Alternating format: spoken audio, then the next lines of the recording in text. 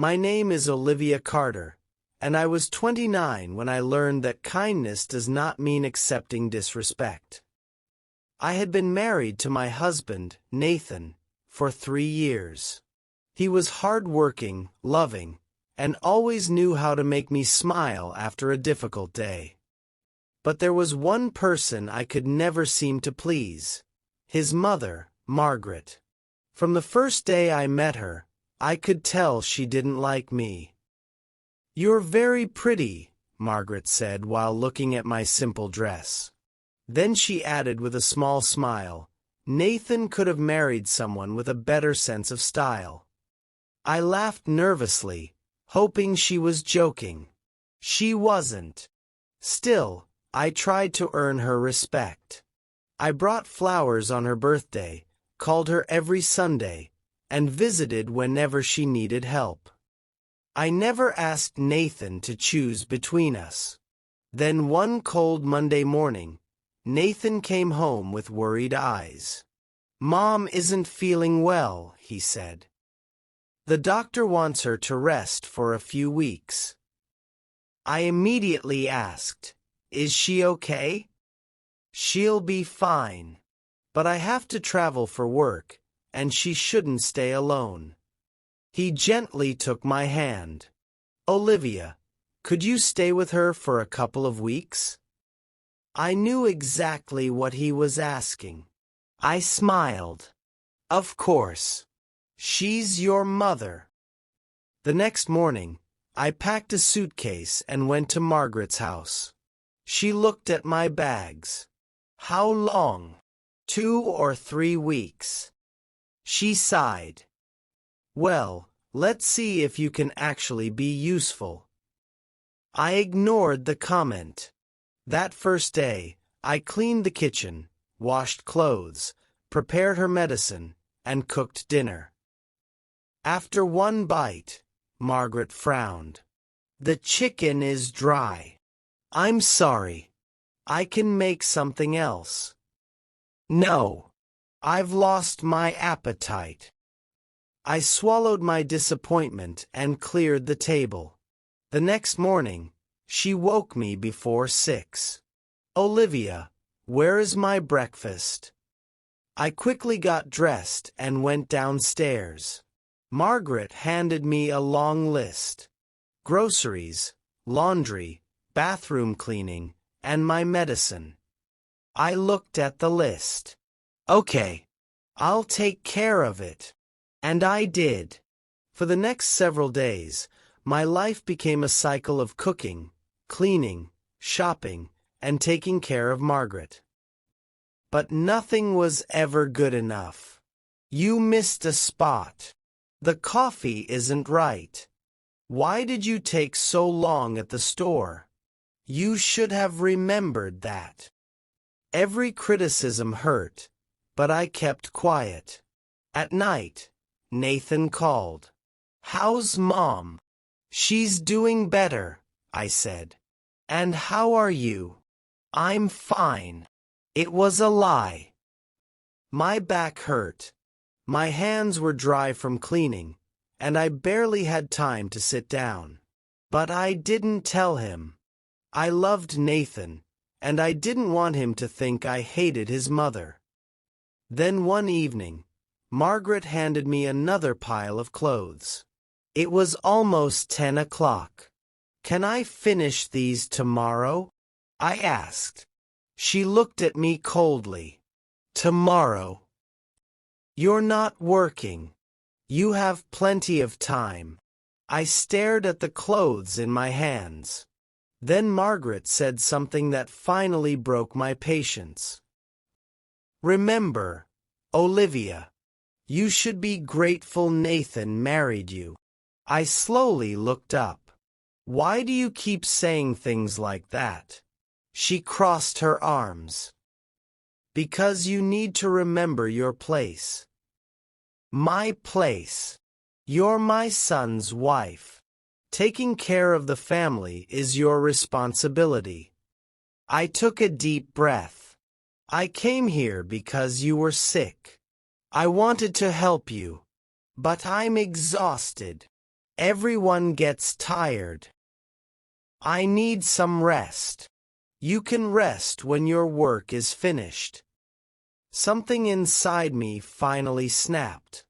I am not your servant. Margaret stared at me. How dare you? I've done everything you've asked. I've tried to help you, but nothing is ever enough. She grabbed her phone. I'm calling Nathan. Fine, I said. I'm going to tell him everything too. Before either of us could make the call, the front door opened. Mom! Nathan! He had returned earlier than expected. He walked into the room and immediately noticed the tension. What happened? Margaret's eyes filled with tears. Your wife doesn't want to help me anymore. Nathan looked confused. Olivia! I couldn't speak. He looked at me carefully. My messy hair, tired face, and red hands told him more than words could. Tell me the truth. I finally did. I've been doing everything, Nathan. Cooking, cleaning, shopping, laundry, medicine. I never complained because I didn't want to cause problems between you and your mother. His face changed. Why didn't you tell me? Because she's your mother. I thought you'd be hurt. Nathan turned toward Margaret. Mom, is this true? She stayed silent. Then she whispered, I didn't mean for it to go this far. Nathan shook his head. You made my wife feel like a servant. Margaret lowered her eyes. For the first time, her anger disappeared. I was afraid, she whispered. Nathan frowned. Afraid of what? Of losing you. She wiped her tears. After your father died, you became the most important person in my life. When you married Olivia, I felt like I wasn't needed anymore. I understood her fear, but understanding it didn't erase what she had done. Margaret looked at me. I thought if I made you work for my approval, you would try harder to become part of this family. I answered quietly. I was already trying. Her eyes filled with tears. I know. She took a breath. I'm sorry, Olivia. Those words didn't erase the pain, but they were the first honest words she had given me. I nodded. Thank you for saying that. Nathan stepped beside me and held my hand. You should never have felt like a servant in my family. Tears filled my eyes. For the first time in weeks, I felt safe. That night, Nathan and I returned home together. The next morning, I woke up to the smell of coffee. Nathan was standing in the kitchen. Breakfast. I smiled. Yes, please. He placed a plate in front of me and sat beside me. I've been thinking, he said. About what? From now on, you don't have to prove your worth to anyone. I smiled. I know.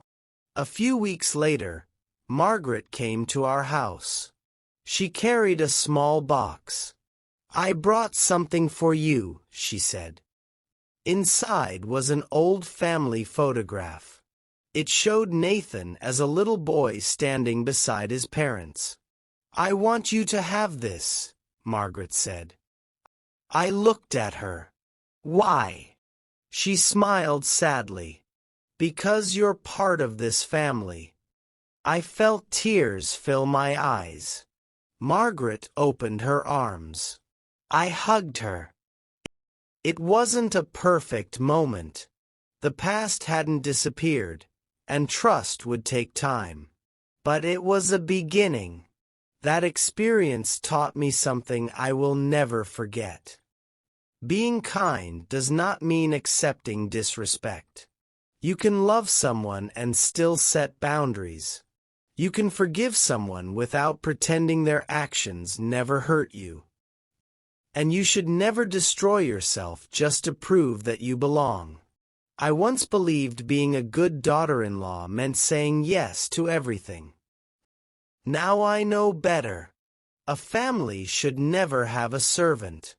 It should have love, respect, and people who care enough to listen when someone finally says, "I'm hurting."